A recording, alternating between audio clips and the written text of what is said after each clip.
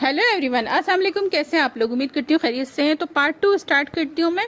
आथवा बस से उतर तो गई, लेकिन इसका दिल यूनिवर्सिटी के अंदर जाने का बिल्कुल भी नहीं चाह रहा था।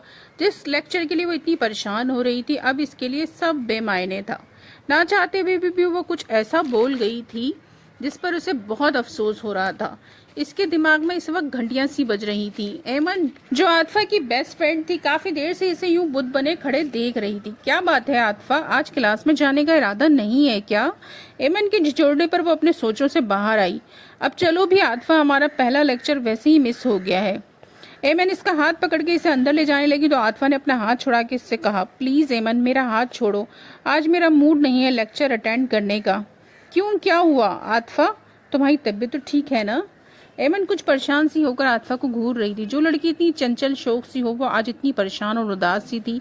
कोई तो बात थी जो इसे तंग कर रही थी। एमन, आज मुझसे बहुत बड़ी गलती हो गई है। मैंने आज हनी का दिल दुखाया है। जिस बहन से मैं इतना प्यार करती हूँ, इसी का मैंने आज दिल दुखा दिया। मैं बहुत बुरी हूँ, मैं बहुत अहमक हूँ। वो बहुत अपसेट थी। एमन को समझ में नहीं आ रहा था कि वो आतफा से क्या कहे। अच्छा चलो, कुछ देर के लिए कैंटीन में चलते हैं, वहाँ तुम थोड़ी देर रिलैक्स हो जाना, फिर बात करेंगे। वो अपने सोचों में गुम कैंटीन की तरफ चलने लगी। जब ही सामने से नुमान को आता देखकर इसके कदम वहीं रुक गए। नुमान इनका क्लास फेलो था और अच्छे दोस्तों में से था। वो सीधा इन दोनों की तरफ ही चला आया। अच्छा, तो दोनों जंगलियां बिल्लियां यहाँ हैं और मैं तुम दोनों को क्लास में ढूंढ रहा था। वैसे तुम दोनों इस तरफ कहाँ जा रहे थे? क्लास तो इस तरफ है। वो हम लोग जरा कैंटीन की तरफ जा रहे थे। आतफा की तबीयत कुछ ठीक नहीं थी तो सोचा थोड़ी देर। एमन बुखला के बोल पड़ी, क्योंकि इसे मालूम था नुमान पढ़ाई के मामले में बहुत स्ट्रिक था और फिर एग्जाम भी सर पे था।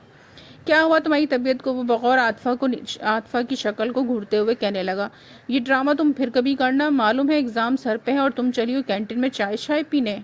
वो दोनों एक दूसरे का मुंह देख के रह गए। चलो पहले क्लास अटेंड करो, तारिक सर का पीरियड है और ये पीरियड हमारे लिए बहुत अहम है। नुमान तुम चलो, मैं और अमन थोड़ी देर में आते हैं।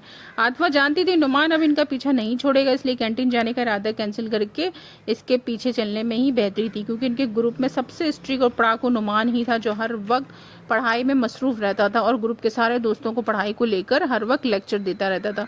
कुछ तो आतफा अभी इसकी बातें ज्यादा मानती थी। ग्रुप के सब लोग इसे किताबी कीड़ा कह के इसे दूर रहते थे, सिर्फ आतफा से ही इसकी बनती थी। हानिया और आतफा के जाने के बाद भी वो इसी तरह डाइनिंग टेबल पर बैठी हानिया के बारे में ही सोच रही थी।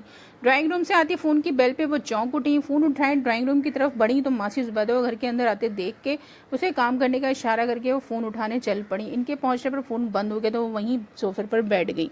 टीवी खोल के न्यूज देखने लगी। न्यूज में महंगाई का सुनकर इनके हवास गुम हो गए। थोड़ी देर बाद जुबैदा अपने काम से फारिग होकर इनके पास चली आई। जुबैदा, देर कर दी तुमने आज। क्या बताऊं बाजी जी, आज बुखार हो रहा है, इसलिए थोड़ी सी सुस्ती छाई हुई है। अच्छा तो छुट्टी कर लेती तुम, तुम्हारा चेहरा बता रहा है कि तुम्हें कितना तेज बुखार है। इसका चेहरा लाल टमाटर की तरह हो रहा था। बस बाजी जी, क्या बताऊं, ये मजबूरी भी इंसान को कहाँ पहुंचा देती है। लाख तबीयत खराब सही, पर काम तो करना है ना, पेट जो पालना है। और वैसे भी जिसका कोई कमाने वाला नहीं होता वो क्या करे। जुबैदा अपनी कमर को पकड़ते हुए रजिया बेगम के कदमों के पास ही बैठ गई। रजिया बेगम को देख के बहुत अफसोस हुआ, क्योंकि इसकी हालत वाकई में बहुत खराब थी। क्या करें जुबैदा, ये महंगाई किसी को जीने नहीं देगी। अमीर लोग तो इतने परेशान नहीं होते जितने बेचारे गरीब लोग। जाने ये दुनिया कहाँ जा रही, कुछ समझ नहीं आ रहा। वो सांस लेने को रुकी, फिर बोलने लगी, इस महंगाई और बेरोजगारी की वजह से लोग खुदकुशी कर रहे हैं और कुछ लोग जहनी टेंशन की वजह से पागल हो रहे हैं। न जाने क्या बनेगा इस दुनिया का। वो महंगाई को लेकर बहुत परेशान हो रही थी। एक तो महंगाई, दूसरा घर के हालात, ऊपर से हानिया की जॉब भी खत्म होने वाली थी। अच्छा खासा फारूक साहब का कारोबार था जो एक ही झटके में ख़त्म हो गया। जाने ये कैसी मुसीबत आई थी इनके सर पे। अब वो इस महंगाई का मुकाबला कैसे करेंगी, ये सोच ही रही थी कि फ़ोन की बेल फिर से बजनी शुरू हो गई। फ़ोन की बेल पर वो अपनी सोच से बाहर आई। इससे पहले कि फ़ोन बंद हो जाता उन्होंने फ़ौरन फ़ोन उठा लिया। हेलो, कौन? दूसरी तरफ भारी भरकम सी आवाज़ थी, मैं हूँ इम्तियाज़, कैसी हो रजिया? रजिया बेगम आवाज़ सुन के खुशी के मारे फूले नहीं समा रही थी, क्योंकि वो दूसरी तरफ इनके बड़े भाई थे जो कई अरसे बाद इनसे राब्ता कर रहे थे। भाईजान आप? मैं बिल्कुल ठीक हूँ, आप कैसे हैं और भाभी बच्चे कैसे हैं? वो बड़ी बेताबी से सबका हालचाल पूछ रही थी। हम सब ठीक है, तुम सुनाओ फारूक मियाँ, हानिया, आतफा, हारिस सब कैसे हैं? जी भाईजान सब ठीक है, सब आप लोगों को बहुत याद करते हैं। कब आ रहे हैं पाकिस्तान? बस इसीलिए तो तुम्हें फ़ोन किया है, हम लोग कुछ दिनों के लिए पाकिस्तान आ रहे हैं। वो नाहिद बेगम के भाई की तबीयत कुछ ठीक नहीं है, इसलिए वो नाहिद बेगम का कहना है कि वो अपने भाई के घर रुकेंगी और बच्चों का कहना है कि वो अपने फुप्पो के घर रुकेंगे। तुम्हें कोई प्रॉब्लम ना हो तो। अरे भाईजान कैसी बातें कर रहे हैं? अरे इतने इतने अरसे बाद तो आप लोग आ रहे हैं, ये तो बहुत खुशी की बात है, प्रॉब्लम कैसी?